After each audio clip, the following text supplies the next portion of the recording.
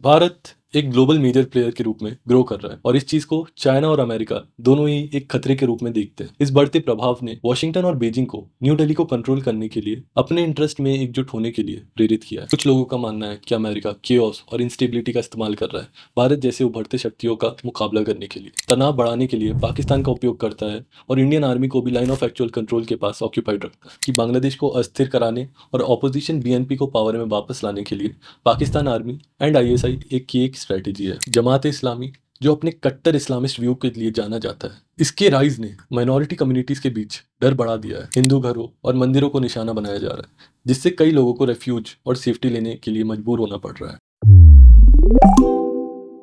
17 साल के बाद शेख हसीना का बाहर जाना रीजनल डायनेमिक्स में एक बड़े बदलाव का प्रतीक है। भारत के लिए इस डिपार्चर का मतलब एक ट्रस्टेड पार्टनर को खोना है जो मजबूत बायलेटरल रिलेशन को बनाए रखने में महत्वपूर्ण रहा। इस साल की शुरुआत में लगातार चौथी बार फिर से इलेक्ट होने के बावजूद हसीना की फर्स्ट ऑफिशियल विजिट भारत की थी।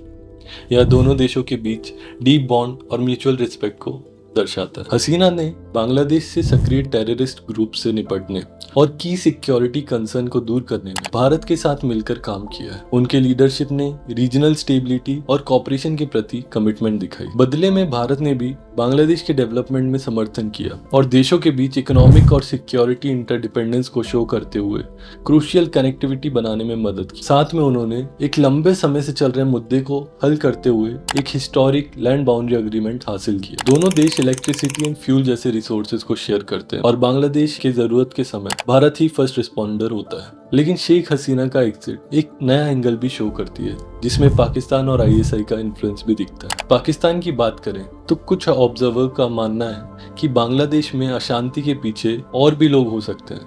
बांग्लादेश नेशनलिस्ट पार्टी बीएनपी इस अशांति के केंद्र में रही है। सिक्योरिटी सोर्सेज का सुझाव है कि पाकिस्तान का इंटर सर्विसेज इंटेलिजेंस या आईएसआई इसमें शामिल हो सकते हैं। रिपोर्ट में आरोप लगाया गया है कि आईएसआई बीएनपी के एक्टिंग चेयरमैन तारिक रहमान के साथ सहयोग कर रही है। बांग्लादेश के ऑफिशियल्स का दावा है कि उनके पास सऊदी अरेबिया में आईएसआई के ऑफिशियल्स के साथ रहमान की मुलाकात के सबूत हैं। तारिक रहमान सोशल मीडिया पर भी एक्टिव है और चल रहे प्रोटेस्ट के बारे में उत्तेजक पोस्ट कर रहे हैं। एडिशनली जो बैंड जमात इस्लामी की स्टूडेंट विंग है, कहा जाता है इसके पीछे भी आईएसआई की बैकिंग है। इस स्टूडेंट विंग पर वायलेंस भड़काने और इस स्टूडेंट प्रोटेस्ट को एक ब्रॉडर पॉलिटिकल मूवमेंट में बदलने का संदेह है। द ब्रॉडर एम ऐसा माना जाता है कि बांग्लादेश को अस्थिर कराने और ऑपोजिशन बीएनपी को पावर में वापस लाने के लिए पाकिस्तान आर्मी एंड आईएसआई एक स्ट्रेटेजी है। इन्हीं कारणों के चलते एंटी हिंदू वायलेंस भी बांग्लादेश में बढ़ता हुआ दिखा। जैसा कि बांग्लादेश एक इंटेंस पॉलिटिकल अनरेस्ट से जूझ रहा है, हम हिंदू माइनॉरिटीज के खिलाफ बढ़ते वायलेंस को देख रहे हैं। हिंदू घरों और मंदिरों को निशाना बनाया जा रहा है जिससे कई लोगों को रेफ्यूज और सेफ्टी लेने के लिए मजबूर होना पड़ रहा है। पीड़ितों में रंगपुर की एक हिंदू काउंसलर काजल रॉय भी शामिल है जो इन ब्रूटल दंगों में अपनी जान गंवाने वाले लगभग 100 लोगों में से एक थी। परेशान करने वाली वीडियो सामने आ रही हैं जिनमें हिंदू कम्युनिटीज में बड़े पैमाने पर डिस्ट्रक्शन ऑफ प्राइवेट प्रॉपर्टी, लूटपाट और बिल्डिंगों में आग लगाते हुए लोग भी देखे गए हैं। यह हिंसा डीप सीटेड कम्युनल टेंशंस को भी उजागर करती है। जमात इस्लामी जो अपने कट्टर इस्लामिस्ट व्यू के लिए जाना जाता है, इसके राइज ने माइनॉरिटी कम्युनिटीज के बीच डर बढ़ा दिया है और इसे हिंदू साइट्स एंड कम्युनिटीज पर हमलों से जोड़ा गया है। वायलेंस में बांग्लादेश के फाउंडिंग फादर शेख मुजीबुर रहमान से जुड़े हिस्टोरिकल साइट्स को अपवित्र करना भी शामिल है। आप लोगों ने ये तो गैस कर ही लिया होगा कि इतना बड़ा मुद्दा सिर्फ पाकिस्तान की बैकिंग से नहीं हो सकता है, इसमें चाइना का बहुत बड़ा हाथ है। लेकिन एक चीज जो हो सकता है मिस हो गई हो, यूएस वैसे तो इंडिया का एक बहुत इंपॉर्टेंट अला है, बट इन मामलों में यूएस का रोल काफी दिख रहा है। भारत एक ग्लोबल मेजर प्लेयर के रूप में ग्रो कर रहा है और इस चीज को चाइना और अमेरिका दोनों ही एक खतरे के रूप में देखते हैं। इस बढ़ते प्रभाव ने वॉशिंगटन और बीजिंग को न्यू दिल्ली को कंट्रोल करने के लिए अपने इंटरेस्ट में एकजुट होने के लिए प्रेरित किया है। बांग्लादेश में हाल की घटनाओं का रिजल्ट शेख हसीना के रेजिग्नेशन के रूप में देखने को मिला है। अमेरिका लंबे समय से बांग्लादेश में एक नेवल बेस के लिए मांग कर रहा है, एक रिक्वेस्ट जिसे शेख हसीना ने बार बार खारिज कर दिया। इस बीच चाइना इस रीजन में भारत की स्थिति को कमजोर करने वाले किसी भी कदम का समर्थन करने को तैयार है। इंडियन इंटेलिजेंस सोर्सेज के अनुसार पाकिस्तान की आईएसआई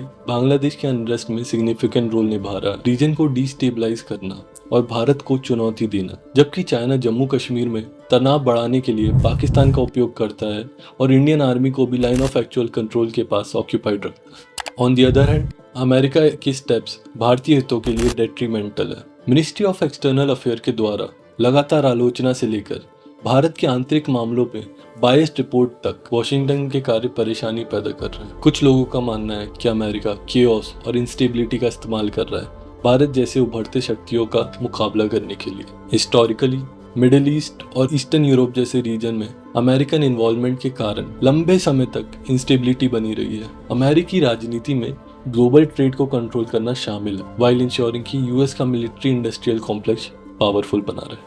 इंडिया, चाइना और रशिया जैसे देशों सहित global south US led world order के लिए एक चुनौती है, जबकि अमेरिका यूक्रेन में रशिया के साथ प्रॉक्सी वॉर में लगा हुआ है।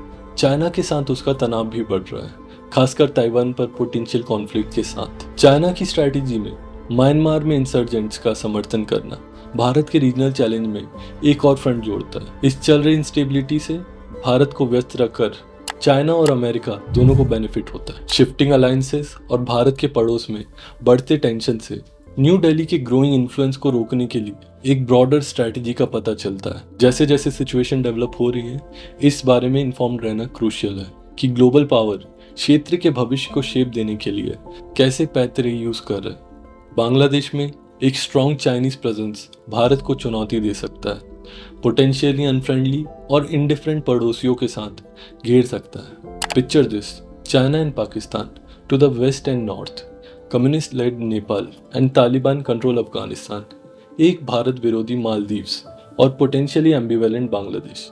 यह स्थिति भारत के स्ट्रैटेजिक और सिक्योरिटी इंटरेस्ट के लिए परेशानी पैदा कर सकती है। सो शेख हसीना का एग्जिट सिर्फ एक प्लेन एग्जिट नहीं है, ये एक बहुत बड़ी स्ट्रैटेजी है जिससे पूरा साउथ एशिया को डिस्टेबलाइज कर सके। इंडिया का ग्रोइंग इन्फ्लुएंस है, इंडिया बहुत तेजी से ग्रो हो रहा है, इसे रोकने के लिए पूरी दुनिया भर की शक्तियां एकजुट होकर काम कर रही हैं। लेकिन हमारे जो फॉरेन मिनिस्ट्री इस वक्त काफ़ी अच्छा काम कर रही है, जितने भी डिप्लोमेटिक चैलेंजेस है उसे काफ़ी अच्छे से हैंडल कर रही है। और मैं काफ़ी पॉजिटिव हूँ कि इंडिया इस आपदा को भी अवसर में कन्वर्ट करके और स्ट्रांग हो जाएगा।